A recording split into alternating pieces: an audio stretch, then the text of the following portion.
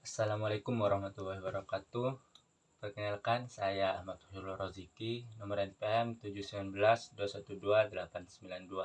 Saya dari Fakultas Ekonomi dan Bisnis, Prodi Manajemen.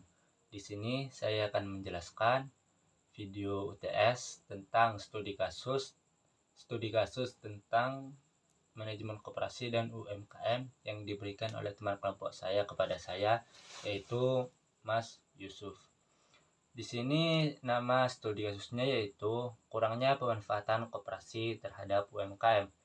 Sebelumnya saya akan menjelaskan terlebih dahulu pengertian dari koperasi dan UMKM. Pengertian koperasi. Kata koperasi diambil dari kata bahasa Inggris yang berarti cooperation, yang berarti kerjasama.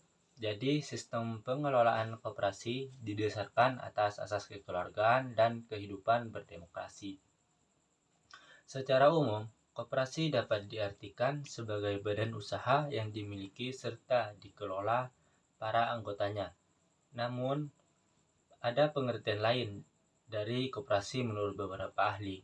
Salah satunya dari Bapak Koperasi, yaitu Bapak Muhammad Hatta. Menurutnya, koperasi adalah suatu usaha bersama guna memperbaiki atau meningkatkan kehidupan atau taraf ekonomi berlandaskan asas tolong-menolong. Sedangkan pengertian dari UMKM yaitu sebagai bisnis yang dijalankan oleh seseorang atau secara individu atau rumah tangga atau badan usaha ukuran kecil.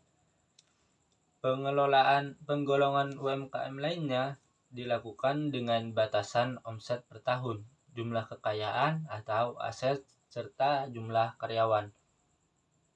Sedangkan usaha yang tak masuk sebagai UMKM yang dikategorikan sebagai usaha besar, yakni usaha ekonomi produktif yang dilakukan oleh badan usaha dengan jumlah kekayaan bersih atau hasil penjualan tahunan lebih besar dari usaha menengah yang meliputi usaha nasional milik negara atau swasta, usaha patungan, atau usaha asing yang melakukan kegiatan ekonomi di Indonesia.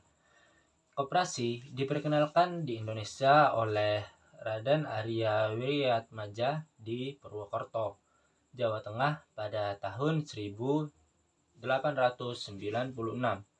Dia mendirikan koperasi kredit dengan tujuan membantu rakyatnya yang terjerat hutang dengan rentenir.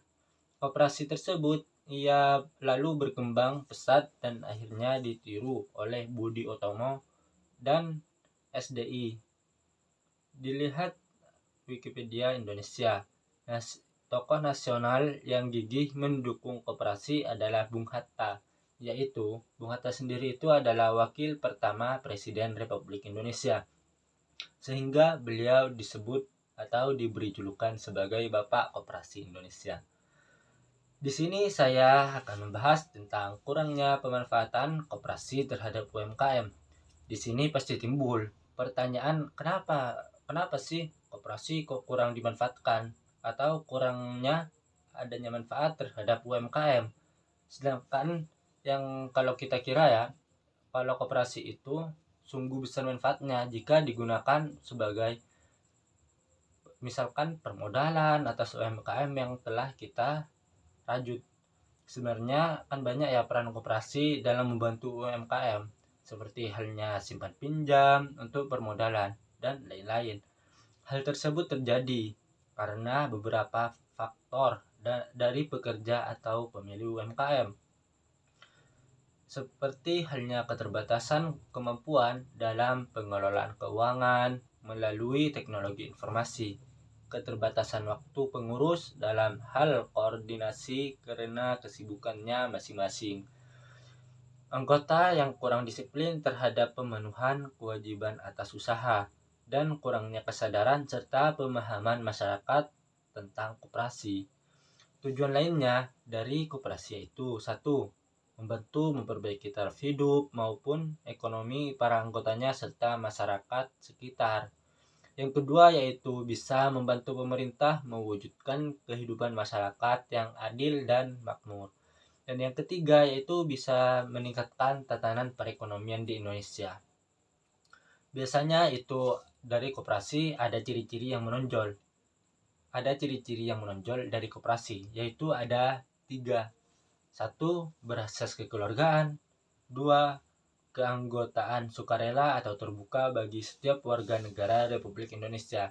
Intinya jika salah satu dari teman-teman ingin menjadi anggota dari koperasi, hanya itu harus berangkat dari sukarela tanpa adanya paksaan dari pihak manapun. Dan pihak manapun tidak berhak untuk memaksa atau menyuruh teman si A untuk masuk ke dalam koperasi.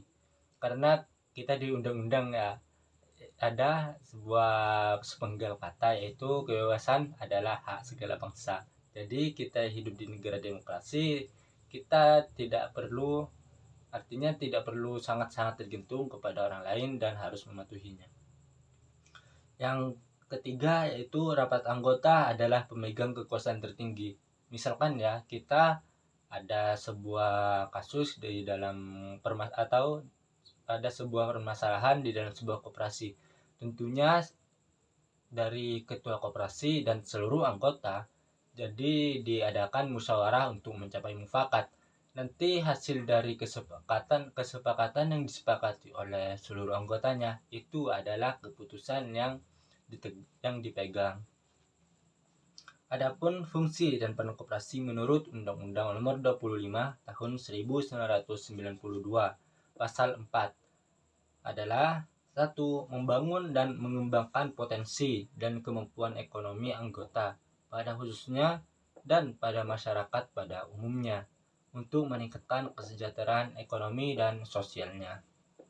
Jadi ya teman-teman, jika misalkan kita terlilit hutang, misalkan itu hutang kredit atau pinjaman dan lain-lain, kita dengan bisa join ke dalam koperasi, kita bisa melakukan simpanan pinjam awalnya jika kita ingin menyimpan, dan juga kita bisa meminjam dari dana dari koperasi tanpa harus menyimpan banyak.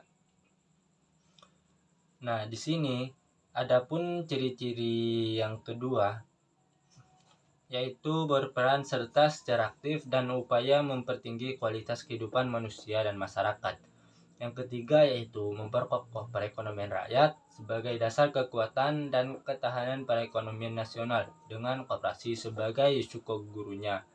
Jadi itu saja yang dapat saya jelaskan tentang kurangnya peranan koperasi terhadap UMKM. Mungkin dari teman-teman ada hal yang kurang paham atau ada sepenggal kata yang kurang paham, bisa dijawab atau ditulis di kolom komentar di bawah video saya. Dengan sukarela saya pasti akan menjawab.